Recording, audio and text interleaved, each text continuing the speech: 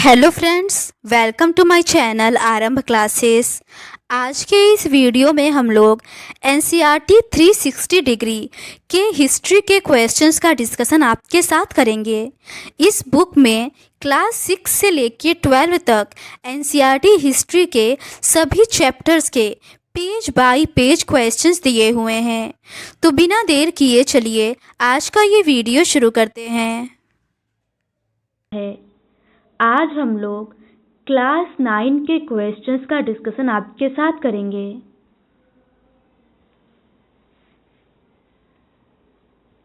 आगे के प्रश्न क्लास 9 के चैप्टर 1 फ्रांसीसी क्रांति से रिलेटेड हैं। पहला प्रश्न है, बास्टिल के संदर्भ में निम्न में से कौन सा कथन सही है? इसका सही आंसर है ऑप्शन डी, उपर्युक्त सभी। यह फ्रांस में किले की जेल थी। दूसरा है, आमतौर पर लोग बास्टिल से घृणा करते थे। तीसरा है, यह सम्राट की निरंकुश शक्ति का प्रतीक था। ये तीनों ही कथन सही दिया हुआ है। सैकड़ों लोगों का एक समूह पेरिस नगर के पूर्वी भाग की ओर चल पड़ा और बास्टिल किले की जेल को तोड़ डाला, जहां भारी मात्रा में गोला बारूद मिलने की संभावना थी। हथियारों पर कब्जे की इस सशस्त्र लड़ाई में बास्टिल का कमांडर मारा गया और कैदी छुड़ा लिए गए। यद्यपि उनकी संख्या केवल 7 थी। सम्राट की निरंकुश शक्तियों का प्रतीक होने के कारण बास्टिल किला लोगों की घृणा का केंद्र था।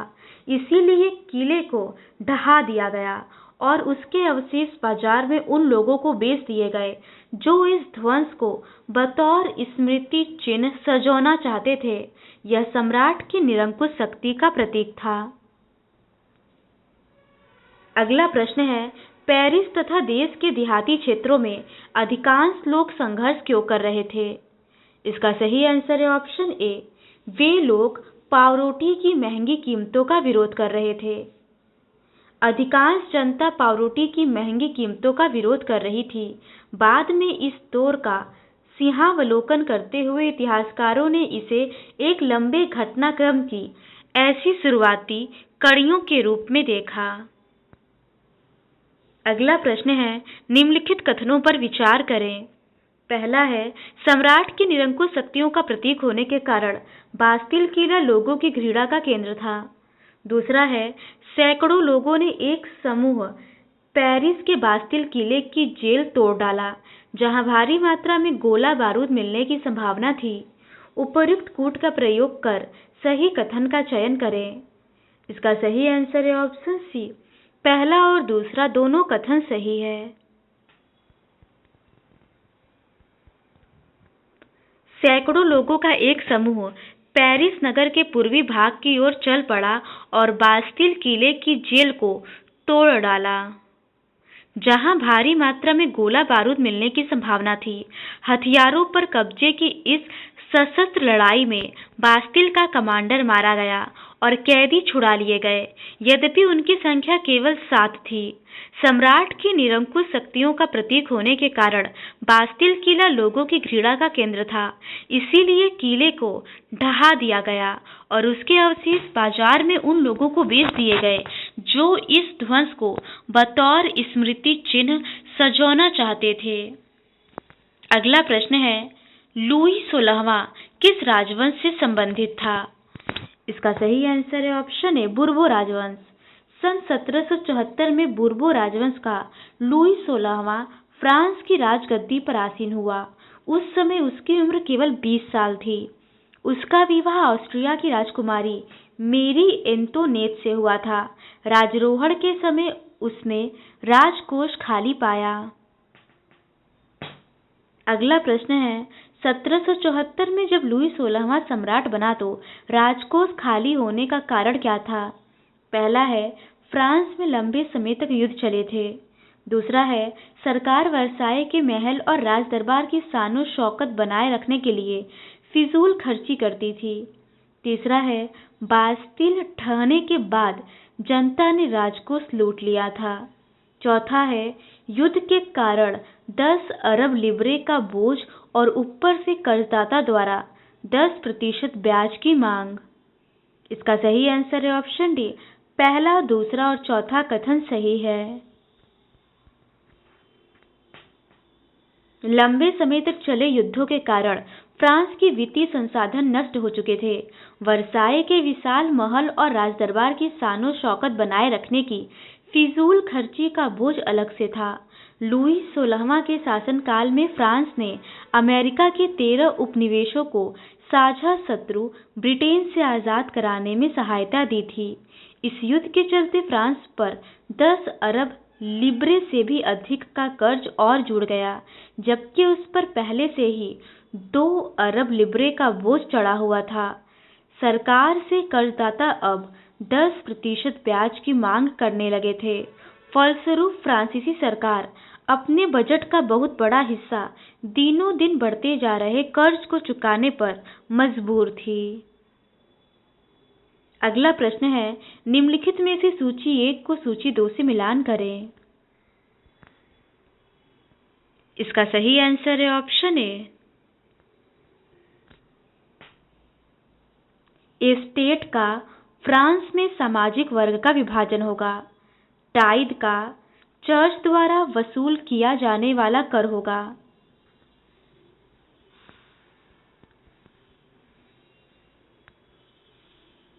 पादरी वर्ग का चर्च में विशेष कार्य करने वाला समूह होगा।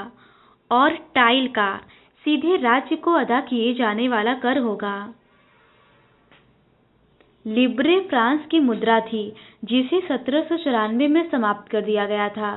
एस्टेट क्रांति पूर्व फ्रांसीसी समाज में सत्ता और सामाजिक हैसियत को अभिव्यक्त करने वाली श्रेणी थी। पादरी वर्ग चर्च के विशेष कार्यों को करने वाली व्यक्तियों का समूह था। टाइद चर्च द्वारा वसूल किए जाने वाला कर था। यह कर कृषि उपज के 10वें हिस्से के बराबर था। टाइल सीधे राज्य को अदा किए जाने वाला कर था। अगला प्रश्न है, फ्रांसीसी समाज के संदर्भ में निम्न कथनों में से कौन सा कथन असत्य है? इसका सही आंसर है ऑप्शन बी। फ्रांसीसी समाज 3 स्टेटों में बटा हुआ था और तीसरे स्टेट में कुलीन वर्ग के लोग थे। ये कथन असत्य है। प्राचीन राजतंत्र पद का प्रयोग सामान्यतः 1789 से पहले के फ्रांसीसी समाज एवं संस्थाओं के लिए होता था। ये कथन सही है। तीसरे स्टेट में पूरी आबादी का 90% किसान थे। ये कथन भी सही है। और प्रथम 2 स्टेट्स कुलीन वर्ग और पादरी वर्ग के लोगों को कुछ विशेषाधिकार जन्मना प्राप्त थे। ये कथन भी सही है। प्राचीन राजतंत्र पद का प्रयोग सामान्यतः सन 1789 से पहले के फ्रांसीसी समाज एवं संस्थाओं के लिए होता था। पूरी आबादी में लगभग 90% किसान थे, लेकिन जमीन के मालिक किसानों की संख्या बहुत कम थी। लगभग 60% जमीन पर कुलीनों, चर्च और तीसरे स्टेट्स के अमीरों का अधिकार था। प्रथम 2 स्टेट्स कुलीन वर्ग एवं पादरी वर्ग के लोगों को कुछ विशेषाधिकार जन्मना प्राप्त थे। इनमें से सबसे महत्वपूर्ण विशेषाधिकार था राज्य को दिए जाने वाले करों से छूट। कुलीन वर्ग को कुछ अन्य सामंती विशेषाधिकार भी हासिल थे। अगला प्रश्न है, निम्नलिखित में से तृतीय स्टेट में कौन सा वर्ग शामिल नहीं है? इसका सही आंसर है ऑप्शन डी, कुलीन वर्ग। पूरी आबादी में लगभग 90% किसान थे, लेकिन जमीन के मालिक किसानों की संख्या बहुत कम थी। लगभग 60% जमीनों पर कुलीनों, चर्च और तीसरे स्टेट्स के अमीरों का अधिकार था। प्रथम 2 स्टेट्स कुलीन वर्ग एवं पादरी वर्ग के कुछ लोगों को विशेषाधिकार जन्मना प्राप्त थे। फ्रांस में प्रथम स्टेट में पादरी वर्ग, दूसरे स्टेट में कुलीन वर्ग और जो तीसरा स्टेट था वो 3 भागों में बटा था। उसके पहले भाग में बड़े व्यवसायी, व्यापारी, अदालती कर्मचारी और वकील आते थे। दूसरे भाग में किसान और कारीगर और सबसे निचले भाग में छोटे किसान, भूमिहीन मजदूर और नौकर आते थे। अगला प्रश्न है, 18वीं सदी में फ्रांस में किसानों से कौन सा कार्य नहीं करवाए जाते थे? इसका सही आंसर है ऑप्शन सी, स्कूली शिक्षक के रूप में काम करना। कुलीन वर्ग को कुछ अन्य सामंती विशेषाधिकार हासिल थे। वह किसानों से सामंती कर वसूल करता था। किसान अपने स्वामी की सेवा, स्वामी के घर और खेत में काम करना, सैन्य सेवाएं देना अथवा सड़कों के निर्माण में सहयोग आदि करने के लिए बाध्य थे। अगला प्रश्न है, 18वीं सदी में फ्रांस में किसानों से निम्न में से कौन से प्रत्यक्ष कर वसूले जाते थे? इसका सही आंसर है ऑप्शन बी, टाइल। चर्च भी किसानों से करों का एक हिस्सा टाइद के रूप में वसूलता था। ऊपर से तीसरे स्टेट के तमाम लोगों को सरकार को तो कर चुकाना ही होता था। इन करों को टाइल कर कहते थे और अनेक अप्रत्यक्ष कर भी शामिल थे। अप्रत्यक्ष कर नमक और तंबाकू जैसी रोजाना उपभोग की वस्तुओं पर लगाया जाता था। इस प्रकार राज्य के वित्तीय कामकाज का सारा बोझ करों के माध्यम से जनता वहन करती थी। अगला प्रश्न है, निम्न में से किस दार्शनिक ने राजा के देवी और निरंकुश अधिकार सिद्धांत का खंडन किया?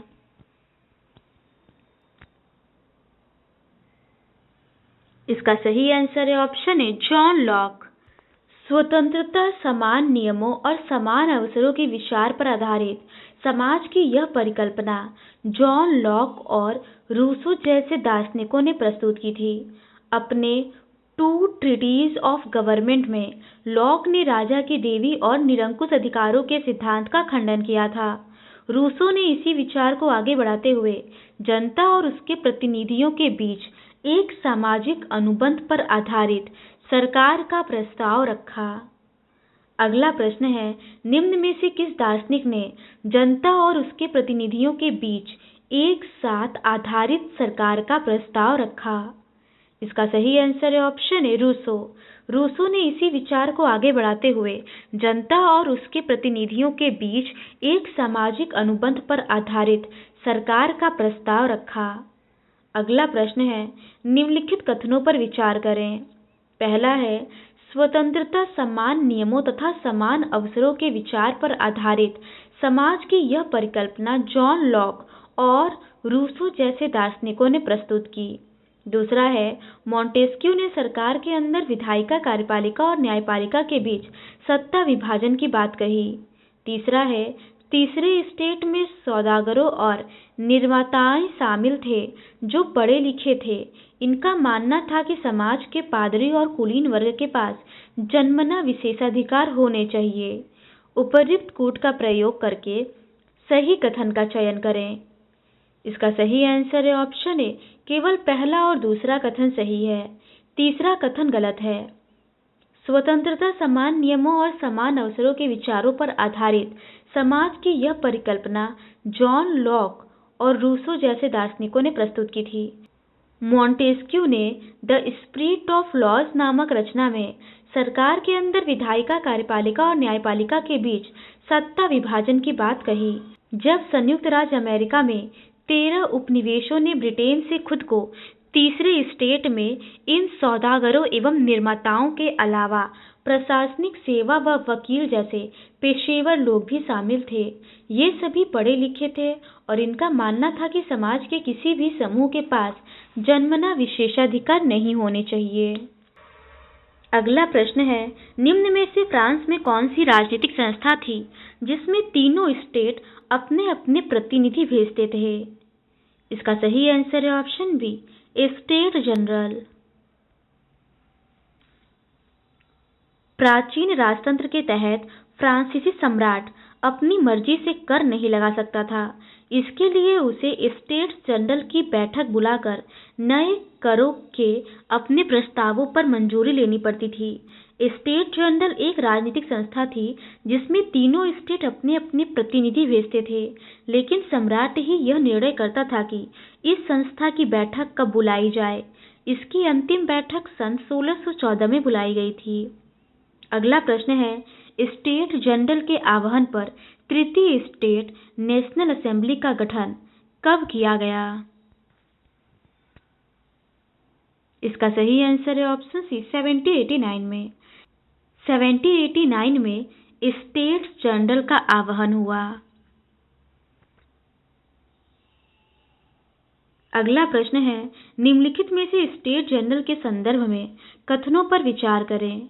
पहला है, सम्राट लुई 16वां ने 5 मई 1789 को नए करों के प्रस्ताव अनुमोदन के लिए स्टेट जनरल की बैठक बुलाई।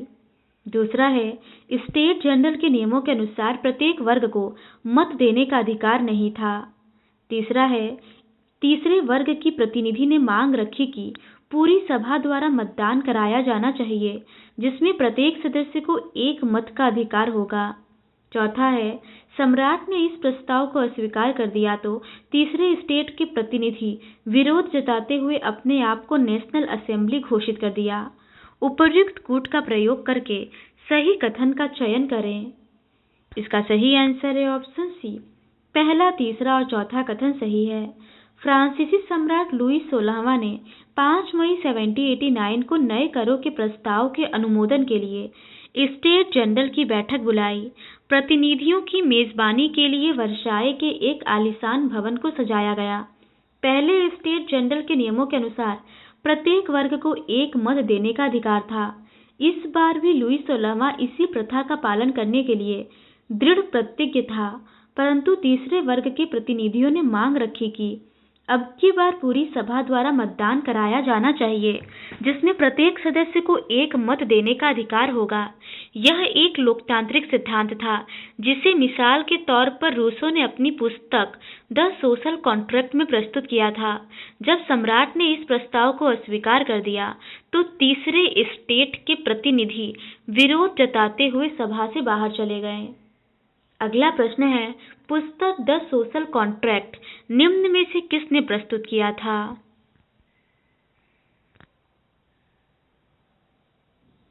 इसका सही आंसर है ऑप्शन ए, रूसो ने। यह एक लोकतांत्रिक सिद्धांत था, जिसे मिसाल के तौर पर रूसो ने अपनी पुस्तक द सोशल कॉन्ट्रैक्ट में प्रस्तुत किया था। अगला प्रश्न है, तृतीय स्टेट के प्रतिनिधि के लोग सम्राट द्वारा उनकी मांग को अस्वीकार करने के बाद कहाँ जमा हुए थे? इसका सही आंसर है ऑप्शन बी, टेनिस कोर्ट में। तीसरे स्टेट के प्रतिनिधि खुद को संपूर्ण फ्रांसीसी राष्ट्र का प्रवक्ता मानते थे।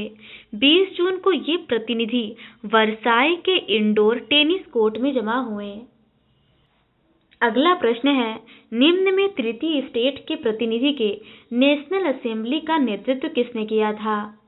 इसका सही आंसर है ऑप्शन डी, ए और बी, मिराबियो और आम्बेसिया। उन्होंने अपने आप को नेशनल असेंबली घोषित कर दिया था और शपथ ली थी कि जब तक सम्राट की शक्तियों को कम करने वाला संविधान तैयार नहीं किया जाएगा, तब तक असेंबली भंग नहीं होगी। उनका नेतृत्व मिराबियो और आबेसिये ने किया। मिराबियो का जन्म कुलीन परिवार में हुआ था।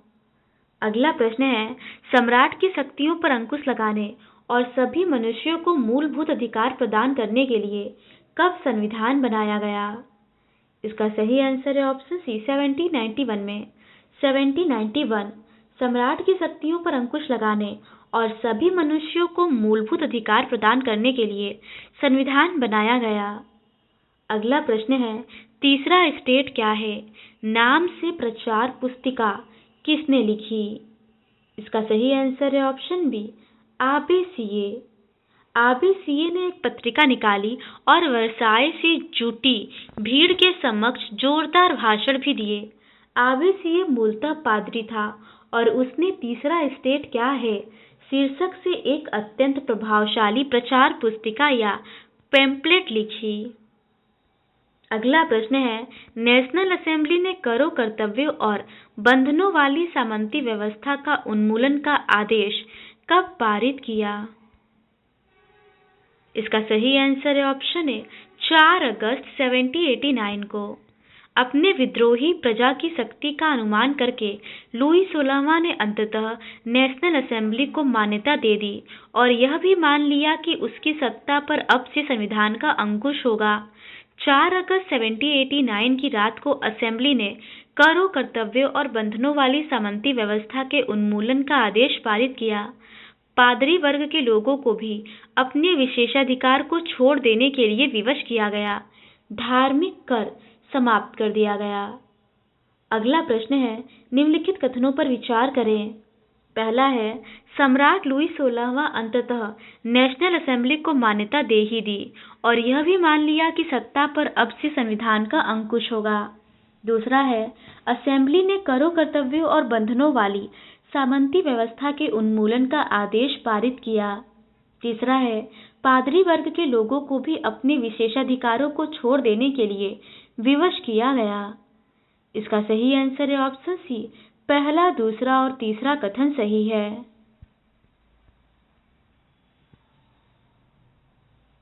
लुई 16वां ने अंततः नेशनल असेंबली को मान्यता दे दी और यह भी मान लिया कि उसकी सत्ता पर अब से संविधान का अंकुश होगा। 4 अगस्त 1789 की रात को असेंबली ने करों, कर्तव्यों और बंधनों वाली सामंती व्यवस्था के उन्मूलन का आदेश पारित किया। पादरी वर्ग के लोगों को भी अपने विशेषाधिकारों को छोड़ देने के लिए विवश किया गया। अगला प्रश्न है, निम्न में से नेशनल असेंबली में संविधान का प्रारूप कब पूरा हुआ? इसका सही आंसर है ऑप्शन सी, 1791 में। नेशनल असेंबली ने सन 1791 में संविधान का प्रारूप पूरा कर लिया। इसका मुख्य उद्देश्य था सम्राट की शक्तियों को सीमित करना। एक व्यक्ति के हाथ में केंद्रीकृत होने के बजाय अब इन शक्तियों को विभिन्न संस्थाओं, विधायिका, कार्यपालिका और न्यायपालिका में विभाजित एवं हस्तांतरित कर दिया गया। इस प्रकार फ्रांस में संवैधानिक राजतंत्र की नींव पड़ी। अगला प्रश्न है, निम्नलिखित में से कौन सी एक विशेषता फ्रांस के 1791 के संविधान में नहीं थी? इसका सही आंसर है ऑप्शन डी, बोलने की आजादी नहीं दी गई थी।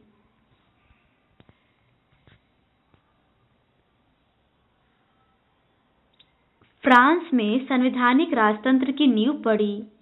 सन 1791 में संविधान ने कानून बनाने का अधिकार नेशनल असेंबली को सौंप दिया। नेशनल असेंबली प्रत्यक्ष रूप से चुनी जाती थी। सर्वप्रथम नागरिक एक निर्वाचक समूह का चुनाव करते थे जो पुनः असेंबली के सदस्यों को चुनते थे। सभी नागरिकों को मतदान का अधिकार नहीं था। 25 वर्ष से अधिक उम्र वाले केवल ऐसे पुरुष को ही सक्रिय नागरिक का दर्जा दिया गया था जो कम से कम 3 दिन की मजदूरी के बराबर कर चुकाते थे। शेष पुरुष और महिलाओं को निष्क्रिय नागरिक के रूप में वर्गीकृत किया गया था। निर्वाचक की योग्यता प्राप्त करने और असेंबली का सदस्य होने के लिए लोगों का करदाताओं की उच्चतम श्रेणी में होना जरूरी था। अगला प्रश्न है, फ्रांस की संवैधानिक राजतंत्र बनाने के संदर्भ में निम्नलिखित कथनों पर विचार करें। पहला है, नेशनल असेंबली का मुख्य उद्देश्य सम्राट की शक्तियों को एकीकृत करना है। दूसरा है, एक व्यक्ति के हाथ में केंद्रीकृत होने के बजाय अब इन शक्तियों को विभिन्न संस्थाओं, विधायिका, कार्यपालिका और न्यायपालिका में विभाजित एवं हस्तांतरित कर दिया गया। तीसरा है, सन 1791 के संविधान ने कानून बनाने का अधिकार नेशनल असेंबली को सौंप दिया। चौथा है, सभी नागरिकों को मतदान का अधिकार प्रदान किया गया। उपर्युक्त में से कौन सा कथन सही है? इसका सही आंसर है ऑप्शन ए, पहला, दूसरा और तीसरा कथन सही है। नेशनल असेंबली ने सन 1791 में संविधान का प्रारूप पूरा कर लिया। इसका मुख्य उद्देश्य था सम्राट की शक्तियों को सीमित करना। एक व्यक्ति के हाथ में केंद्रीकृत होने के बजाय अब इन शक्तियों को विभिन्न संस्थाओं, विधायिका, कार्यपालिका और न्यायपालिका में विभाजित एवं हस्तांतरित कर दिया गया। सन 1791 में संविधान ने कानून बनाने का अधिकार नेशनल असेंबली को सौंप दिया। नेशनल असेंबली अप्रत्यक्ष रूप से चुनी जाती थी। सर्वप्रथम नागरिक एक निर्वाचक समूह का चुनाव करते थे जो पुनः असेंबली के सदस्यों को चुनते थे। सभी नागरिकों को मतदान का अधिकार नहीं था। अगला प्रश्न है, निम्न में से पुरुष और नागरिक अधिकार घोषणा पत्र किसके द्वारा बनाया गया? इसका सही आंसर है ऑप्शन ए, 1790 में ले बारबिये।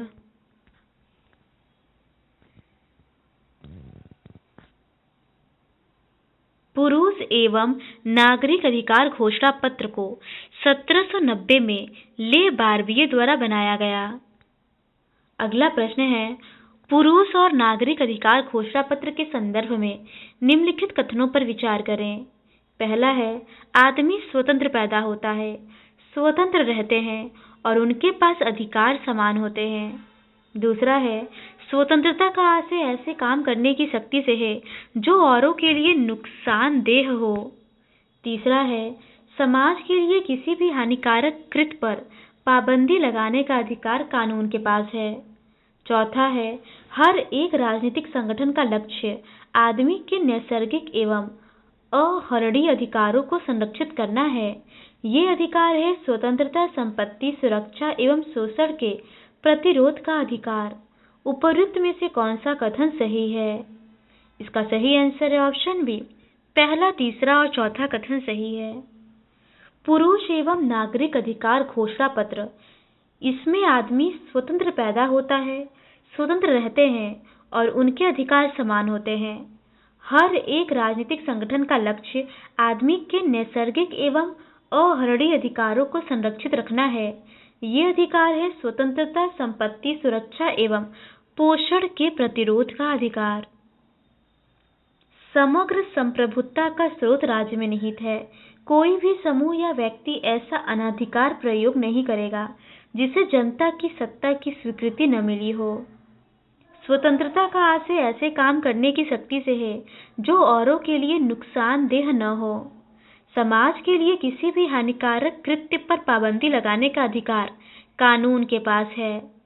अगला प्रश्न है, पत्रिका लामी द पल्प, जनता का मित्र, किस क्रांतिकारी पत्रकार द्वारा तैयार की गई थी?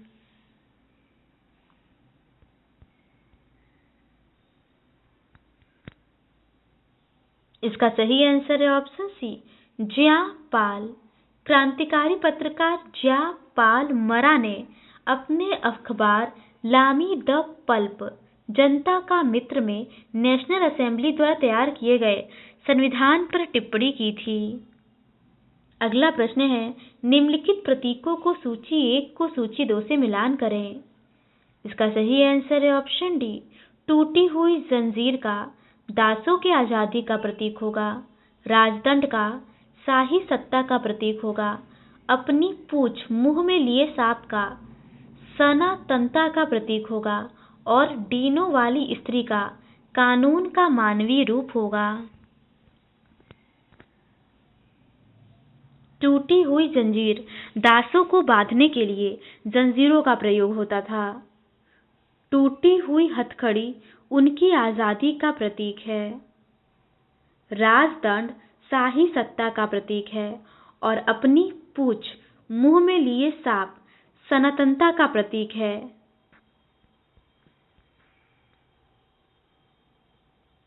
डेनों वाली स्त्री कानून का मानवीय रूप है। अगला प्रश्न है, नेशनल असेंबली ने प्रसा और ऑस्ट्रिया के विरुद्ध युद्ध की घोषणा का प्रस्ताव कब पारित कर दिया?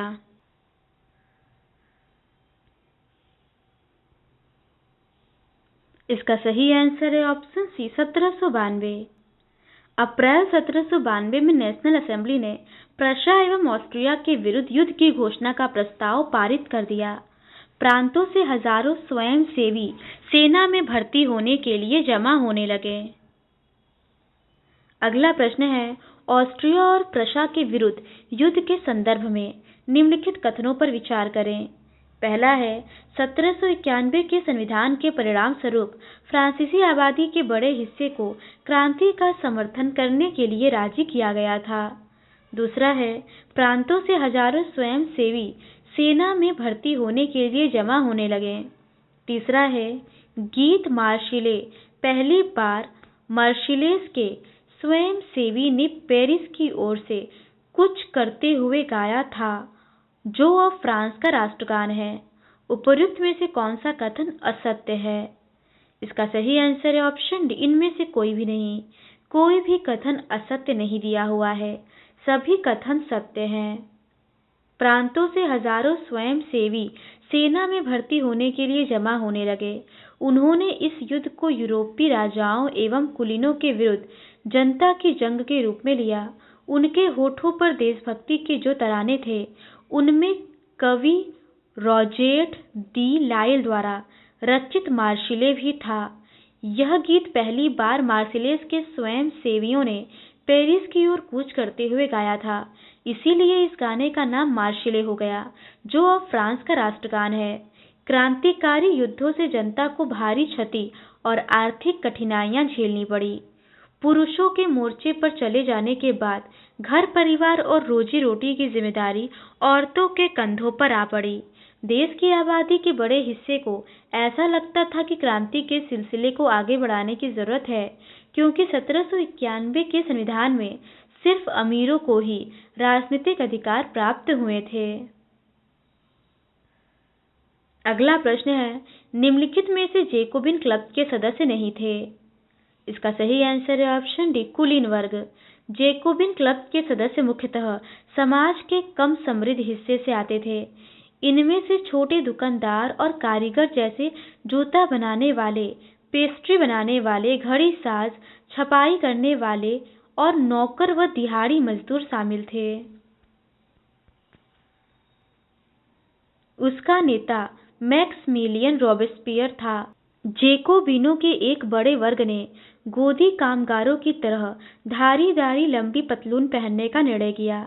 ऐसा उन्होंने समाज के फैशन परस्त वर्ग, खास तौर से घुटने तक पहने जाने वाले ब्रीचेस पहनने वाले कुलीनों से खुद को अलग करने के लिए किया। यह ब्रीचेस पहनने वाले कुलीनों की सत्ता समाप्ति के ऐलान का उनका तरीका था। अगला प्रश्न है, जैकोबिन क्लब के संदर्भ में निम्नलिखित कथनों पर विचार करें। पहला है, जैकोबिन क्लब का नाम पेरिस के भूतपूर्व कॉन्वेंट ऑफ सेंट जेकब के नाम पर पड़ा। दूसरा है, जैकोबिन क्लब के सदस्य मुख्यतः छोटे दुकानदार और कारीगर जैसे जूता बनाने वाले, पेस्ट्री बनाने वाले, घड़ी साज, दिहाड़ी मजदूर वर्ग शामिल थे।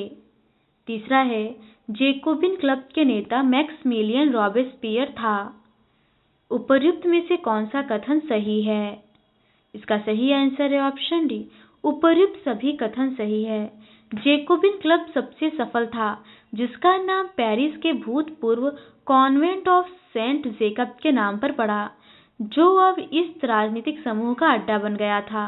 इस पूरी अवधि में महिलाएं भी सक्रिय थे और उन्होंने भी अपने क्लब बना लिए। जैकोबिन क्लब के सदस्य मुख्यतः समाज के कम समृद्ध हिस्से से आते थे। इनमें छोटे दुकानदार और कारीगर जैसे जूता बनाने वाले, पेस्ट्री बनाने वाले, घड़ी साज, छपाई करने वाले और नौकर व दिहाड़ी मजदूर शामिल थे। उनका नेता मैक्समिलियन रॉबेस्पियर था। जैकोबिनों के एक बड़े वर्ग ने गोदी कामगारों की तरह धारीदार लंबी पतलून पहनने का निर्णय किया। अगला प्रश्न है, जैकोबिन क्लब के सदस्यों ने खाद्य पदार्थों को महंगाई एवं अभाव से नाराज पेरिस वासियों को लेकर एक हिंसक विद्रोह की योजना कब बनाई? इसका सही आंसर है ऑप्शन बी, 1792 में। सन 1792 की गर्मियों में जैकोबिनों ने खाद्य पदार्थों की महंगाई एवं अभाव से नाराज पेरिस वासियों को लेकर एक विशाल हिंसक विद्रोह की योजना बनाई। 10 अगस्त की सुबह उन्होंने ट्यूलेरिये के महल पर धावा बोल दिया, राजा के रक्षकों को मार डाला। अगला प्रश्न है, फ्रांस में किसने राजतंत्र का अंत करके एक गणतंत्र घोषित कर दिया? इसका सही आंसर है ऑप्शन सी, कन्वेंशन। नवनिर्वाचित असेंबली को कन्वेंशन का नाम दिया गया। 21 सितंबर 1792 को इसने राजतंत्र का अंत कर दिया और फ्रांस को एक गणतंत्र घोषित किया।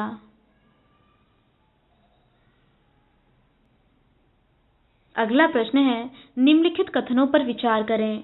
पहला है, जैकोबिन सदस्यों ने खाद्य पदार्थों की महंगाई एवं अभाव से नाराज पेरिस वासियों ने 10 अगस्त को ट्यूलेरिये के महल पर धावा बोल दिया। दूसरा है, 21 वर्ष से अधिक उम्र वाले पुरुष, चाहे उनके पास संपत्ति हो या नहीं, को मतदान का अधिकार दिया गया। तीसरा है, नवनिर्वाचित असेंबली का नाम कन्वेंशन कर दिया गया और इसने 1792 को गणतंत्र को समाप्त कर फ्रांस को राजतंत्र घोषित कर दिया। उपर्युक्त कूट का प्रयोग कर सही कथन का चयन करें। इसका सही आंसर है ऑप्शन सी, पहला, दूसरा और तीसरा सभी कथन सही है। सन 1792 की गर्मियों में जेकोबिनो ने खाद्य पदार्थों की महंगाई और अभाव से नाराज पेरिस वासियों को लेकर एक विशाल हिंसक विद्रोह की योजना बनाई। 10 अगस्त की सुबह उन्होंने ट्यूलेरिये के महल पर धावा बोल दिया, राजा के रक्षकों को मार डाला और खुद राजा को कई घंटों तक बंधक बनाए रखा। बाद में असेंबली ने शाही परिवार को जेल में डाल देने का प्रस्ताव पारित किया। नए चुनाव कराए गए। 21 वर्ष से अधिक उम्र वाले सभी पुरुष, चाहे उनके पास संपत्ति हो या नहीं, को मतदान का अधिकार दिया गया। नवनिर्वाचित असेंबली को कन्वेंशन का नाम दिया गया। 21 सितंबर 1792 को इसने राजतंत्र का अंत कर दिया और फ्रांस को एक गणतंत्र घोषित किया।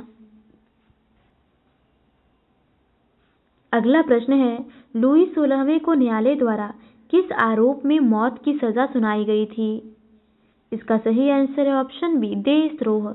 लुई 16वें को न्यायालय द्वारा देशद्रोह के आरोप में मौत की सजा सुनाई गई थी। 21 जनवरी 1793 को प्लेस डी ला कॉनकॉर्ड में उसे सार्वजनिक रूप से फांसी दे दी गई। जल्द ही रानी मेरी एंटोनेट का भी वही हश्र हुआ। अगला प्रश्न है, आतंक का राज्य किसने स्थापित किया? इसका सही आंसर है ऑप्शन सी, रॉबेस्पियर। सन 1793 से 1794 तक के काल को आतंक का युग कहा जाता है। रॉबेस्पियर ने नियंत्रण एवं दंड की सख्त नीति अपनाई।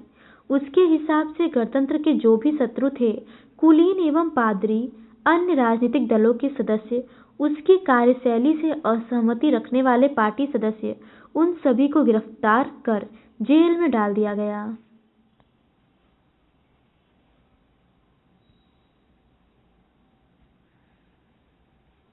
अगला प्रश्न है, आतंक का राज्य के संदर्भ में निम्नलिखित कथनों पर विचार करें।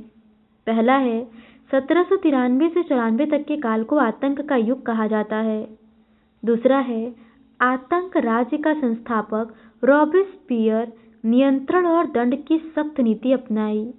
तीसरा है, रॉबेस्पियर सरकार ने कानून बनाकर मजदूरी और कीमतों को अधिकतम सीमा तय कर दी।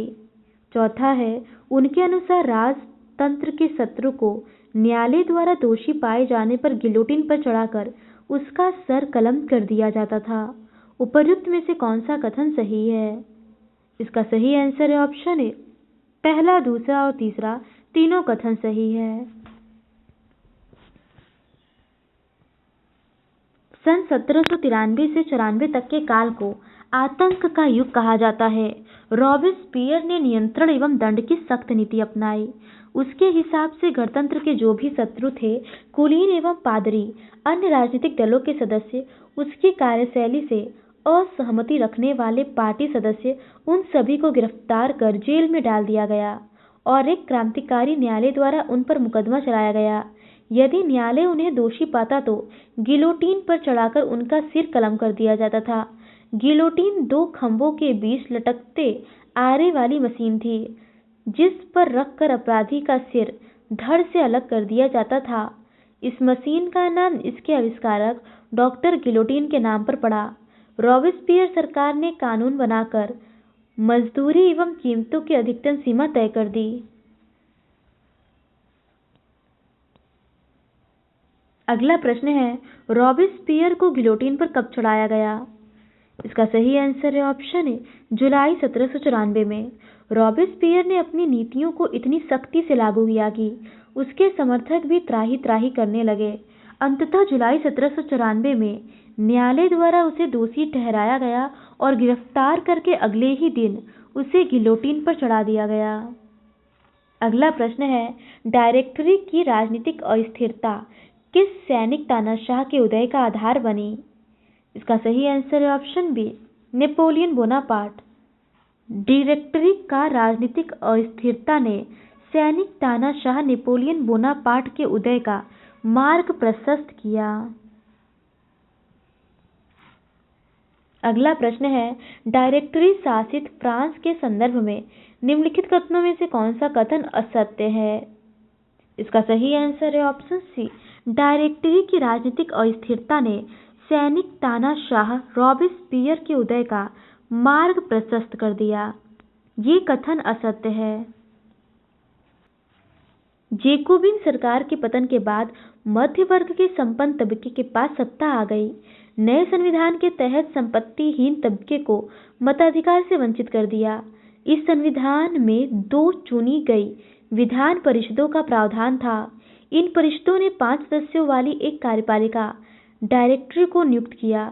इस प्रावधान के जरिए जेकोबिनों के शासनकाल वाली एक व्यक्ति केंद्रित कार्यपालिका से बचने की कोशिश की गई, लेकिन डायरेक्टरों का झगड़ा अक्सर विधान परिषदों से होता और तब परिषद उन्हें बर्खास्त करने की चेष्टा करती। डायरेक्टरी की राजनीतिक अस्थिरता ने सैनिक तानाशाह नेपोलियन बोनापार्ट के उदय का मार्ग प्रशस्त किया। अगला प्रश्न है, फ्रांस में महिलाओं के अधिकार के संदर्भ में निम्नलिखित कथन पर विचार करें। पहला है, 1791 के संविधान में महिलाओं को निष्क्रिय नागरिक का दर्जा दिया गया था। दूसरा है, महिलाओं की प्रमुख यह थी कि महिलाओं को पुरुषों के समान राजनीतिक अधिकार प्राप्त होने चाहिए। तीसरा है, आतंक राज्य के दौरान सरकार ने महिला क्लब और उनकी राजनीतिक गतिविधियों पर से प्रतिबंध हटा दिया था। चौथा है, सन 1946 को अंततः फ्रांस की महिलाओं को मताधिकार हासिल कर लिया गया। कूट का प्रयोग कर सही कथन का चयन करें। इसका सही आंसर है ऑप्शन सी। पहला, दूसरा और चौथा कथन सही है। महिलाओं के अनेक क्लब थे। इसमें सबसे मशहूर क्लब था the society of revolutionary and Republican women. उनकी एक प्रमुख मांग यह थी कि महिलाओं को पुरुषों के समान राजनीतिक अधिकार प्राप्त होने चाहिए। महिलाएं इस बात से निराश हुईं कि 1791 के संविधान में उन्हें निष्क्रिय नागरिक का दर्जा दिया गया। महिलाओं ने मताधिकार, असेंबली के लिए चुने जाने तथा राजनीतिक पदों की मांग रखी। उनका मानना था कि तभी नई सरकार में उनके हितों का प्रतिनिधित्व हो पाएगा। फिर भी राजनीतिक अधिकारों के लिए महिलाओं का संघर्ष जारी रहा। आतंक राज्य के दौरान सरकार ने महिला क्लबों को बंद करने और उनकी राजनीतिक गतिविधियों पर प्रतिबंध लगाने वाला कानून लागू किया। कई जानी मानी महिलाओं को गिरफ्तार कर लिया गया और उनमें से कुछ को फांसी पर चढ़ा दिया गया। क्रांतिकारी आंदोलन के दौरान फ्रांसीसी महिलाओं की राजनीतिक सरगर्मियों को प्रेरक स्मृति के रूप में जिंदा रखा गया। अंततः सन 1946 में फ्रांस की महिलाओं ने मताधिकार हासिल कर लिया। अगला प्रश्न है, निम्न में से फ्रांस की महिलाओं को मताधिकार कब प्राप्त हुआ? इसका सही आंसर है ऑप्शन डी, 1946 में। क्रांतिकारी आंदोलन के दौरान फ्रांसीसी महिलाओं की राजनीतिक सरगर्मियों को प्रेरक स्मृति के रूप में जिंदा रखा गया। अंततः सन 1946 में फ्रांस की महिलाओं ने मताधिकार हासिल कर लिया। अगला प्रश्न है, निम्न में से किस महिला क्रांतिकारी ने संविधान तथा पुरुष एवं नागरिक अधिकार घोषणा पत्र का विरोध किया? इसका सही आंसर है ऑप्शन ए, ओलंप दे गुंज। क्रांतिकारी महिला ओलंप दे गुंज का जीवन।